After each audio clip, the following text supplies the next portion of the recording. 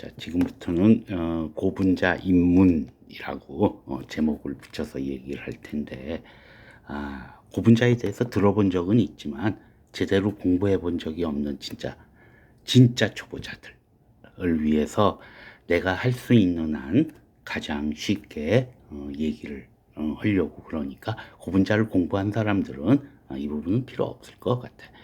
자, 일단 고분자라고 하는 건 뭐냐? 왼쪽에 지금 위에 그림을 그려놨는데 여기 바이닐 클로라이드라고 하는 물질이 있어요. 얘가 뭐 지들끼리 이제 반응을 하게 되면 사실은 이제 라디칼을 외부에서부터 주었을 때 얘기긴 하는데, 여기 라디칼이 생성되면서 요 옆에 있는 CH2CHCl이라고 하는 분자를 공격을 하면서 계속 여기 라디칼이 만들어지고 옆에 있는 물질을 공격하고, 그러다 보면 쭉 반응이 연결되면서 이렇게 긴 반응물이 만들어지고, 이거를 우리가 이렇게 괄호를 사용해서 이렇게 표현을 하게 된 요거를 우리가 고분자 폴리머라고 하고, 폴리머가 되기 위한 기본적인 출발점이 되는 물질을 모노머라고, 우리말로는 단량체,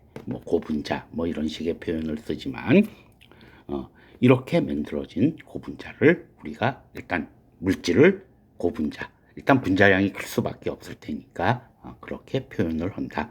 여기서 중요한 거는 리피팅 유닛이라고 하는 거는 이렇게 고분자 형태로 표현했을 때 괄호 안에 들어가는, 즉 반복되는 단위, 반복 단위라는 표현을 사용하는데, 반복 단위 요 구조를 우리가 리피팅 유닛이라고 한다.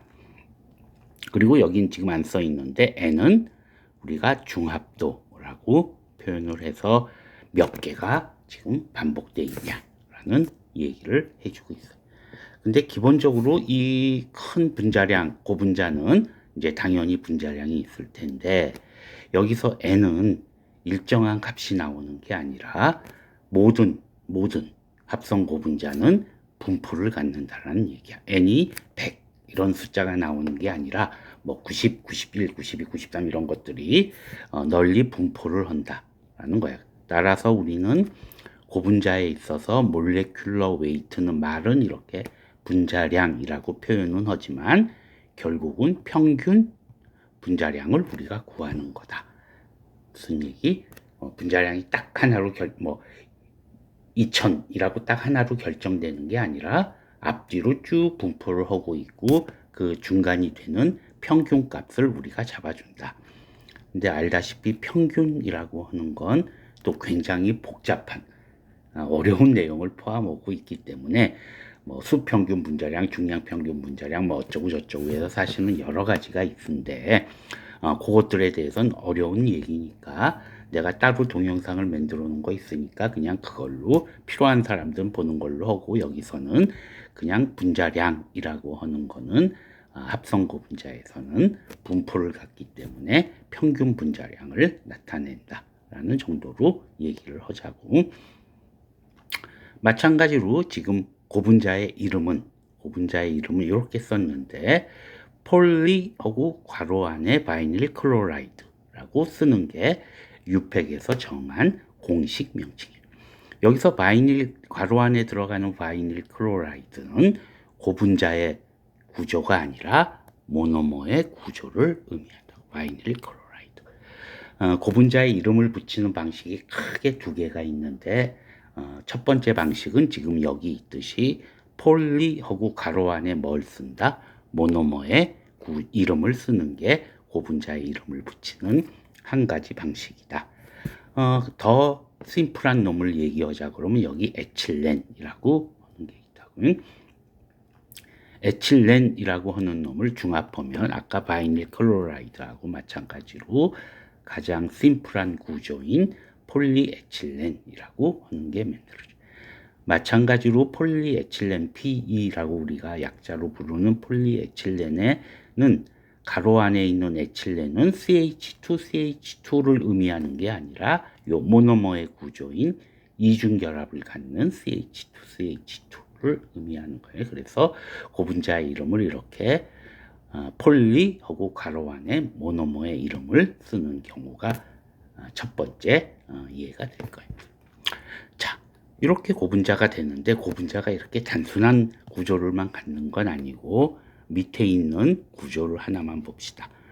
텔레프탈릭 애시드라고 하는 거하고 에틸렌 글라이콜이라고 하는 게 얘네가 서로 교대로 막 반응을 하다 보면은 얘하고 얘가 반응을 하고 얘하고 옆에 있는 COOH하고 반응을 하면 쭉 늘어서게 될 거라고.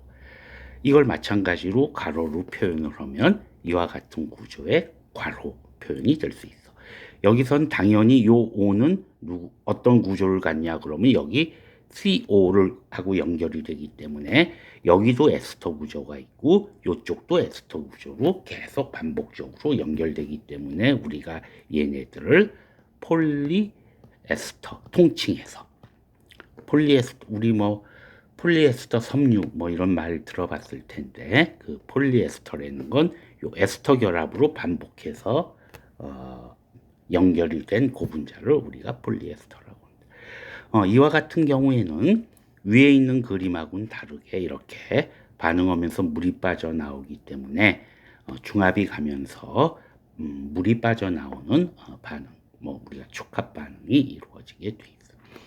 이와 같은 구조를 갖는 고분자가 얘는 실제는 풀 네임은 폴리에틸렌 텔레프탈레이트라고 해서 우리가 잘 알고 있는 페트병의 PET가 이 구조를 갖고 있는 거예요.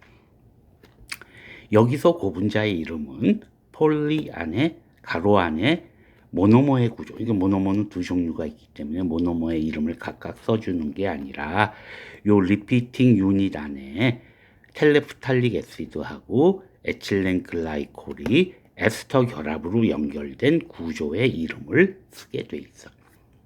요게 한 가지 방식이에요. 그러니까 기본적으로 고분자의 이름은 유팩에서 정한 거는 두 가지 방식으로 표현하게 돼 있어. 하나는 폴리 모노머의 이름이 괄호 안에 들어가거나 아니면 리피팅 유닛의 이름이 구조 이름이 괄호 안에 들어가거나 이렇게 두 가지 방식으로 표현하고 사실은 요거는 좀 뭐 중합하는 방식이니 여러 가지 어려운 얘기들이 있으니까 요거는 그냥 다른 데서 얘기하는 걸로 합시다. 자, 이렇게 얘기했으면 일단 고분자의 기본적인 화학적인 구조를 일단 가장 심플하게 얘기를 했어요. 자, 여기서 폴리에틸렌이 일단 가장 기본이 되는 거 CH2, CH2로 쭉 연결된 폴리에틸렌이 있는데, 자, 이제 이 폴리에틸렌이 길게 연결된다면 어떤 구조를 가질 수 있는지에 대해서 한번 생각을 해보자고. 일단 폴리에틸렌 이제 체인이라는 표현을 썼는데 당연히 길니까 체인으로 표현을 하자고. 그럼 폴리에틸렌이 지금 왼쪽 그림처럼 A의 그림처럼 이렇게 쭉 리니어하게 직선으로 리니어하게 쭉 연결될 수도 있고 지금 여기처럼 이렇게 브랜치로 갈라질 수도 있고 그지? 이렇게 될 수도 있다라는 얘기. 이게 어떻게 하느냐 하는 건 뭐 별개로 치더라도 아무튼 그건 또 어려운 얘기니까 간두더라도 기본적으로 직선상하고 브랜치드 된 형태로 일단 체인이 연결될 수 있다. 리니어 브랜치드 된 형태로 될 수 있다. 대표적으로 아까 폴리에틸렌이라고 했던 거가 있는데 폴리에틸렌이 이렇게 리니어로 된 놈하고 이렇게 브랜치드로 된 놈하고는 중합하는 방식에 따라서 이렇게 서로 다르게 만들 수 있다. 근데 이렇게 달라지면 똑같이 우리가 폴리에틸렌이라고 하더라도 이렇게 사슬의 구조가 달라지면 어떤 차이가 있냐 하면 일단 선상으로 되어 있는 폴리에틸렌을 우리가 HDPE라고 얘기를 해. 요거는 High Density PE가 되고 오른쪽 그림처럼 브랜치드가 된 놈은 Low Density PE에서 LDPE라고 우리가 표현을 해주는데 이건 무슨 얘기를 하는 거냐면 체인이 이렇게 쭉 생겼으면 얘네들을 하나씩 패킹을 한다고 생각을 해보자고. 이렇게 차곡차곡 쌓이는 거예요. 브랜치드 된 놈은 이렇게 돼 있으니까 차곡차곡 쌓이는데 조금 더 어려울 거다라는 얘기야. 결국 무슨 얘기냐면 왼쪽 리니어한 놈은 얘가 잘 패킹이 돼서 잘 쌓여서 결국 단위 면적당 많은 양이 들어갈 수 있어. 부피가. 단위 부피에. 그치? 그러니까 밀도가 높은 거야. 그래서 하이 덴시티 PE라고 하고 이쪽은 브랜치드가 돼 있기 때문에 얘네들이 패킹하기가 힘들다고 자꾸 중간에 공간이 생길 수밖에 없으니까 얘네들은 패킹이 잘 안 될 뿐만 아니라 당연히 단위 부피당 무게도 줄어드니까 밀도도 낮을 거다라는 얘기. 이건 또 바꾸면 얘네는 이렇게 결정이 잘 차곡차곡 균일하게 쌓일 수 있어서 얘는 결정성이라고 하는 표현을 쓰는데 결정성이 높고 얘는 결정성이 낮다 라고 표현을 해줄 수 있다 라는 얘기. 그러니까 똑같이 폴리에틸렌이어도 사슬이 리니어하냐 브랜치드하냐에 따라서 결정성이 달라지고 밀도도 달라진다 라는 얘기. 먼저 요 결정성에 대한 얘기를 하면서 결정이라는 걸 얘기를 먼저 해줬어야 될 것 같은데 지금 보면은 뭐 폴리에틸렌이건 상관없이 고분자들의 사슬의 구조를 나타내면 이렇게 그냥 모식적으로 나타내 줄 수가 있다고. 이랬을 때 요 빨간색으로 돼 있는 건 뭔가 균일한 게 결정성으로 있는 걸 크리스털라인 결정성 부위라고 그러고 이렇게 파란색으로 제 멋대로 퍼져 있는 걸 우리가 아모폴스라고 해서 우리말로는 무정형이라는 표현을 사용을 해줘. 따라서 기본적으로 고분자는 사슬 구조상 세마이 크리스털 라인 구조를 갖는다라고 얘기를 해주는데 이건 무슨 뜻이냐? 이렇게 크리스탈한 부분하고 아모펄스한 부분이 섞여 있다라는 뜻이에요. 섞여 있지만 어떤 고분자는 크리스탈한 부분이 많고 어떤 고분자는 아모폴스한 부분이 상대적으로 훨씬 더 많다. 그래서 크리스탈한 부분이 많은 놈을 우리가 결정성 고분자라고 그러고 크리스탈한 부분이 적고 거꾸로 아모폴스한 부분이 많은 놈을 무정형 고분자라고 우리가 큰 틀에서 그냥 구분을 해줘. 큰 틀에서 뭐 몇 퍼센트 이런 정량적인 표현이 아니라 그러면 어떤 고분자가 결정성 고분자고 어떤 고분자가 무정형 고분자냐 라고 하면 앞에서 얘기했듯이 폴리에틸렌이 이렇게 리니어하냐 브랜치드하냐에 따라서 얘는 패킹이 잘 되니까 결정성이 높고 밀도도 높은 거고 얘는 옆으로 격가지를 쳤기 때문에 결정성이 낮고 그리고 밀도도 낮다라는 얘기를 했었다고. 마찬가지로 이번에는 화학 구조를 갖고 얘기하면은 자 지금 내가 오른쪽에 고분자 5개를 그림을 그렸어. 하나는 폴리에틸렌 조금 전에 얘기했던 거. 얘는 일단은 브랜치드가 돼 있지 않고 그냥 전부 5개는 전부 리니어한 고분자라고 생각을 하자고. 자 거기에 메칠 그룹이 옆에 붙어 있는 폴리프로필렌. 그 다음에 이렇게 OH가 붙어 있는 바이닐 알코올. 그리고 CL이 붙어 있는 PVC. 아까 앞에 나왔던 거. 그리고 아로마틱 링이 있는 폴리스타이렌. 이렇게 5개를 놓고 보면 누가 결정성 고분자냐? 전부 리니어하다고 쳤을 때. 라고 얘기하면은 결국 패킹이 잘 될 수 있는 놈이 결정성이 상대적으로 높다. 라고 얘기해 줄 수 있다. 라는 거야. 따라서 폴리에틸렌은 당연히 격가지가 없으니까 패킹하기가 쉬운 거고 여기는 메칠 그룹이 있고 OH, CL, 아로마틱 링이 있으니까 옆으로 삐져 있는 놈이 부피가 크면 클수록 얘네들은 패킹하기가 힘들 거라고. 그래서 제일 큰 격가지가 제일 큰 폴리스타이렌이 가장 대표적인 아모폴스 무정형 고분자야. 가장 대표적인. PVC도 CL이 옆에 CL도 큰 원자기 때문에 PVC도 무정형 고분자로 들어가. 여기 OH도 상대적으로 뭐 작다고는 얘기할 수 없지만 요 PVA는 약간 별개야. 왜냐하면 PVA의 요 OH는 하이드로젠 본딩을 할 수 있어서 분자 간에 하이드로젠 본딩을 하면서 패킹되기가 용이하게 패킹이 돼서 PVA는 크리스탈라인 결정성 고분자, 얘네는 아모폴스한 고분자로 우리가 취급을 하고, 폴리스타이렌은 가장 대표적인 아모폴스한 고분자로 취급을 하고, PVA는 결정성 고분자에 포함이 돼. PP 같은 경우는 CH3가 이제 옆에 있으니까 어떻게 우리가 구분을 해야 되냐라고 얘기하기가 이제 약간, 어차피 결정성 부분, 아모폴스한 부분을 고분자는 다 포함하고 있기 때문에 딱 잘라서 얘기하긴 뭐한데 조금 어려운 얘기인데, PP의 요 CH3는 여기는 지금 R로 표현되는데, 요게 지금 PP의 메인 체인이라고 쳤을 때, 요 C가 R이 붙어 있는 C는 우리 유기화학에서 얘기를 한 카이랄 카본이어서 두 개의 아이소머를 갖고 있어서 요 R의 위치가 두 종류가 존재할 수 있다고. 좀 어려운 얘기지만. 그래서 지금 보면은 A번은 똑같은 PP, 요 R이 CH3라고 쳤을 때 요 CH3가 전부 지금 평면 윗부분 한 방향으로 지금 가고 있다고. 요걸 아이소택틱이라고 그래.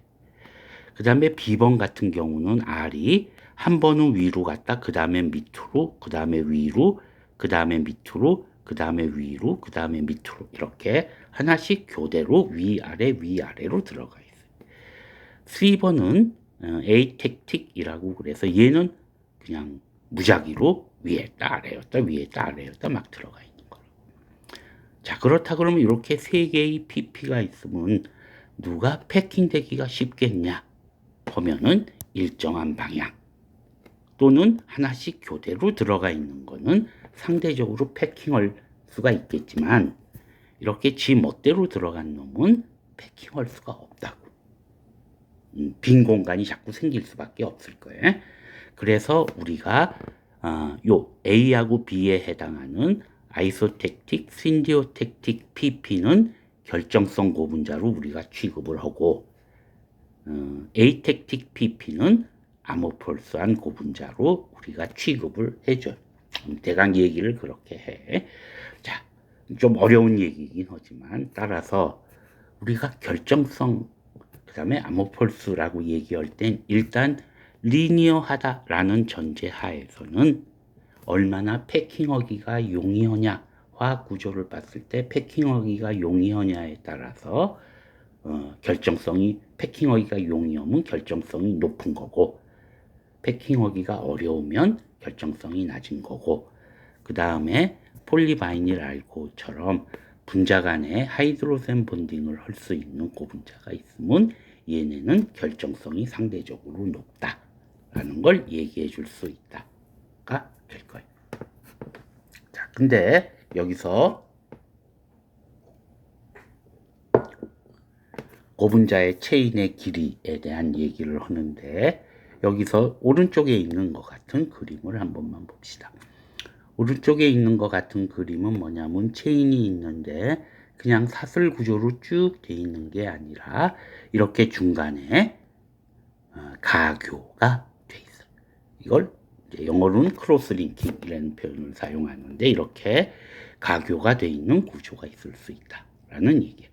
물론 오른쪽에 있는 그림과 같이 가교가 총총이 돼 있는 놈하고 가교가 이렇게 조금 돼 있는 놈, 이건 뭐 low degree of cross linking, high degree of cross linking 뭐 이런 식의 표현을 쓰지만, 아무튼 크로스 링킹이 돼 있는 놈을 생각을 한번 해봅시다. 이렇게 크로스 링킹이 돼 있는 고분자는 당연히 얘네 둘은, 왼쪽에 있는 두 개는 용액에도 높고 열에도 멜트가 됐다 다시 굳었다 멜트가 됐다 하지만, 이렇게 크로스 링킹 돼 있는 놈은 용액에도 녹지도 않고 절대 녹지도 않고 열에 대해서도 비가역적이 되는 현상이 발생을 해. 일단 첫 번째, 용매에 얘네들은 녹지를 않는다고. 크로스 링킹 된 놈은 대신 자기하고 극성이 비슷한 용매를 만났을 때는 용해가 되는 대신 팽윤, 스웰링이라고 하는 현상이 발생을 하게 돼 있어요. 예를 들면 우리 애기 기저귀 같은 걸 생각해 보면 대강은 알 수 있을 거예요. 물에 녹지는 않지만 물을 잔뜩 흡수한다고. 그지? 그러니까 그거는 애기 기저귀 같은 건 어떻게 돼 있는 거냐? 물에 녹는 고분자를 약간 크로스링킹을 시켜놓은 거예요. 그러면은 물을 스웰링해서 물에 녹는 건 아니지만 물을 잔뜩 포함하게 된다라는 얘기. 우리 그 소프트 컨택트 렌즈도 기본적으로 하이드로필릭 폴리머 물에 녹는 고분자를 약간 크로스링킹 시켜서 우리가 그렇게 물을 흡수해서 팽윤된 상태로 있는 게 우리가 소프트 컨택트 렌즈가 될 거예요. 자, 그래서 결정성에 대한 얘기를 했고 그 다음에 크로스링킹 그리고 스웰링에 대한 얘기까지 해줬는데 여기서 고분자를 또 둘로 나눌 수 있다면 열가소성 고분자하고 열경화성 고분자로 나눌 수 있다라는 얘기.